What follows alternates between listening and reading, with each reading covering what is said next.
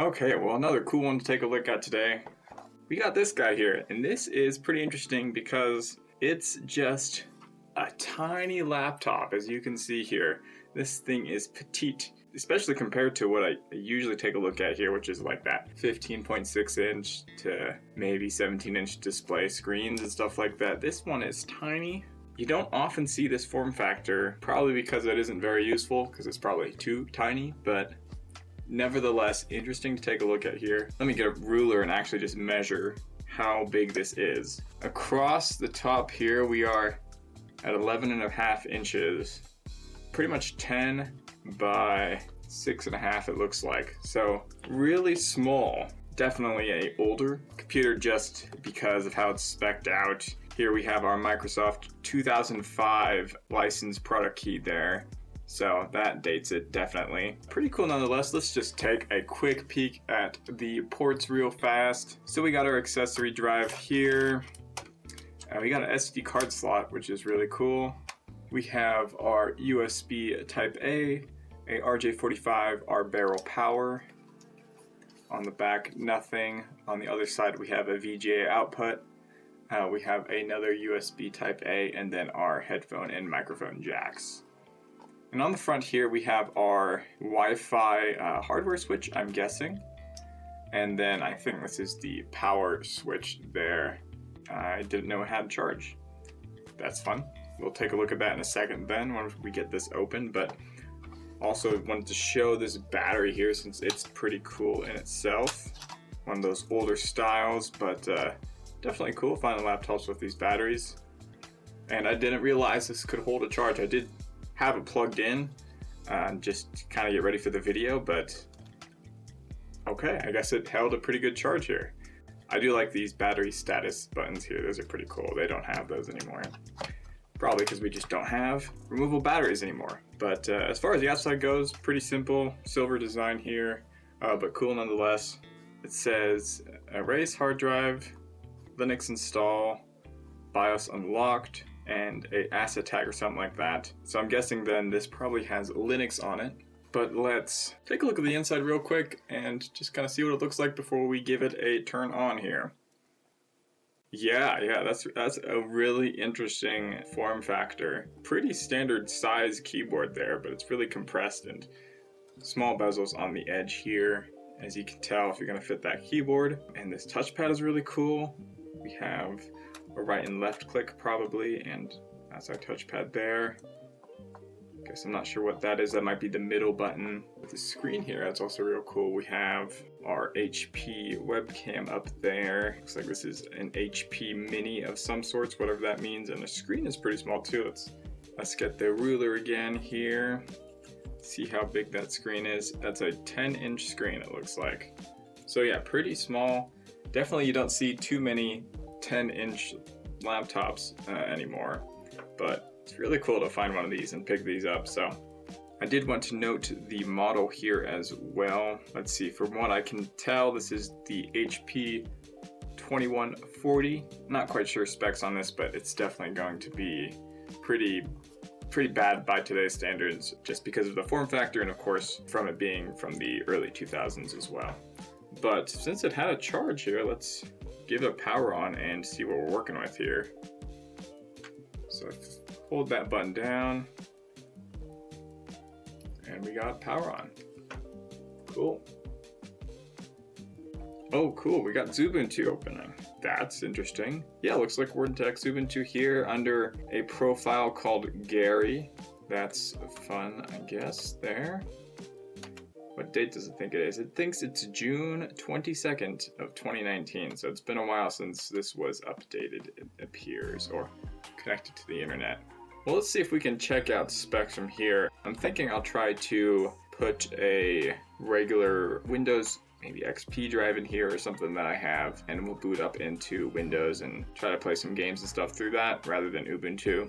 But we'll do a little teardown as well just to kind of see what's inside, even if I can't do that. But let's see if we can check the Ubuntu Task Manager here for some specifications.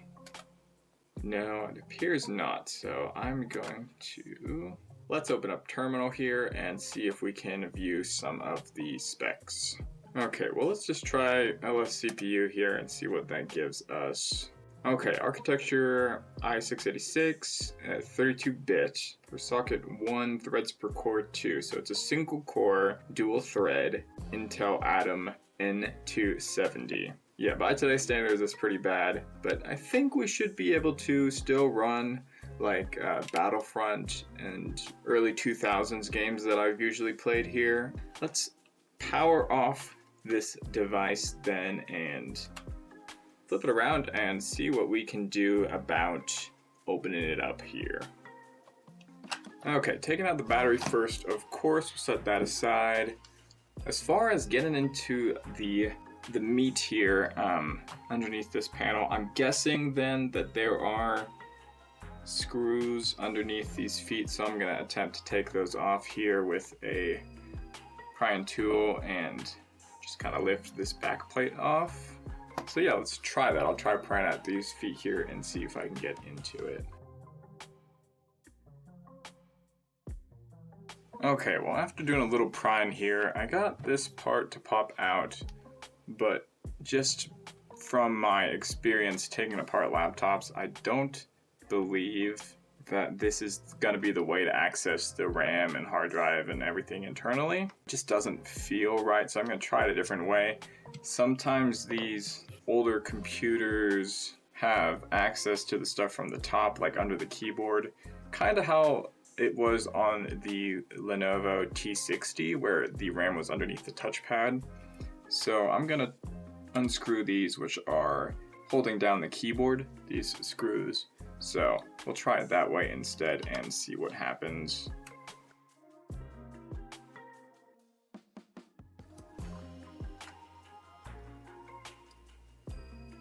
Okay, cool. Yeah, so it was that, I guess. The keyboard was on top of what we need to access there. That's interesting. Always fun to see that. A little different from usual. But we have our ribbon cable here connect to our keys. That must be our hard drive there. And we have our RAM here. This is a 2 gig stick of DDR2, I'm guessing here. Yep, 2 gig. And it looks like probably DDR2. Yeah, this is likely DDR2, especially for the time frame. That makes sense. Well, let's take a look at the hard drive then, see what we're working with there. Now I'm gonna guess maybe a 256 gig hard drive. It's a Toshiba MK1655 GSX, and that is a 160 gigabyte drive there. So yeah, nothing special, but cool nonetheless. Just for the heck of it, we can try the test drive. I don't think this is gonna work, even though it is in legacy Windows and all that stuff, just because it's a 32-bit system and that's a 64-bit. Just for the sake of trying it, let's give it a shot here. Yeah, like expected then, the 64-bit application couldn't load because your PC doesn't have a 64-bit processor. Okay, cool. We're gonna boot up into Vista here. I know it's not like the lightest weight Windows I could run on this, but I don't have an XP on a 2.5-inch drive pre-configured and ready for use here. This Vista installation actually already has Public Commando and a couple other games on it already, so. Okay, we'll open up Republic Commando here. It looks like we're getting the insufficient 3D hardware detected. Do you want to continue? Well, let's try it out and see what happens. Well, I've tried it a couple times now and it looks like it's just crashing for some reason. So Public Commando probably is not gonna work here. Let's see if we can try something else.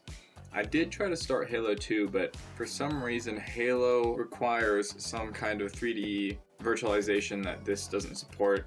So that doesn't work either. Let's try another game here and see if we can at least get something to work so we can kind of get some kind of benchmark there. Well, it's actually been a few days since the last clip that you saw there. I attempted to get Windows XP on here and of course I ended up being able to do that, but man, that was an egregious process that took far too long. I guess in the end, I did get that set up, so got XP on here. Without further ado then, let's just get into that and see how some of those play. Okay, same insufficient 3D hardware.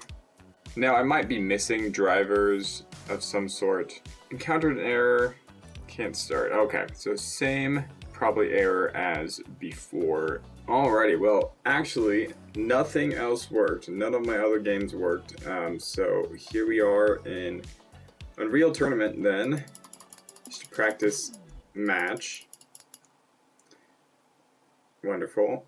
Unfortunately, all the other games that I usually benchmark tend to be a little bit more graphically intense than this, I think. So those don't seem to be working correctly, and that it's on getting this 3D hardware warning whenever I try to play those. So okay, well, real good news here. I decided that I wanted to actually play some stuff today and actually test this laptop, and I wasn't going to settle for everything not working. So I actually was able to find drivers from HP's own website for this Mini 2140. Get those installed, graphics drivers, Intel drivers, audio drivers. So everything seems to be working now after a restart, and I was able to get into Republic Commando here, and even Fraps started working, so excellent. Let's see how this does here. I did play the first scene, this is the second scene, and we were getting about 15 FPS in the first scene here. So it wasn't a really good experience per se, but it's just fun to be able to play these games on this real small, low spec computer. Remember, this is only a single core.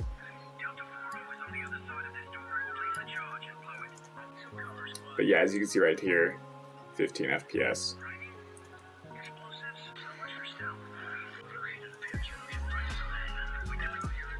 Yeah, as you can see here in these more graphically intense scenes with a lot of sprites and stuff, it's not very nice at 10 FPS, of course, so that's not fun.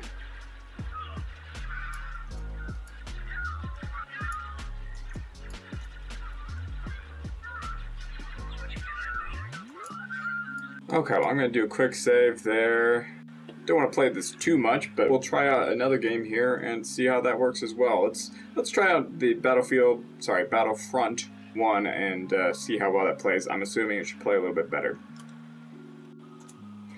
Okay, well, here we are in Battlefront 1 here, and we're all set to high, and it felt pretty bad, so let me just turn that all low and off. Okay, there we go. So on all low settings here, we're only getting about 20 FPS here, at least initially, which is kind of strange. To be honest, I thought we would be getting more than Republic Commando.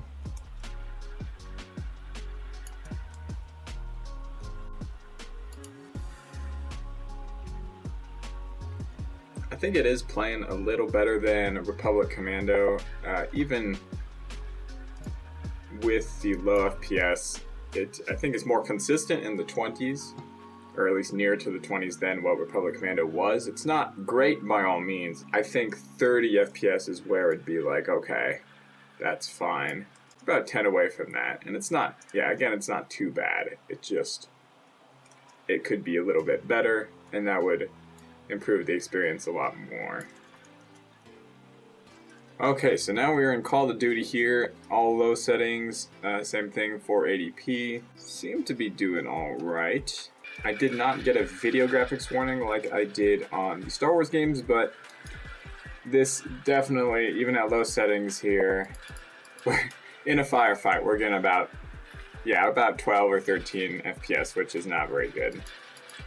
I think then the conclusion to this laptop is that while it is a very cool device, being a mini device and all that, the specs just aren't cut out to really do much of anything nowadays. And even at the time, this was 2009 this laptop came out in, and I believe this Call of Duty is from 2004, so it was definitely on the lower end of specs even for 2009. I think mostly the calling to this laptop was that it's such a small form factor, which to be fair is really cool. Not much of a gaming machine at all. Okay, we are in just a practice match here, a death match. Yeah, look at that, that's 60 FPS, isn't it? That is awesome. Definitely some dips into the 40s or something, but this, it feels so smooth. Oh yeah. That's what this laptop was for.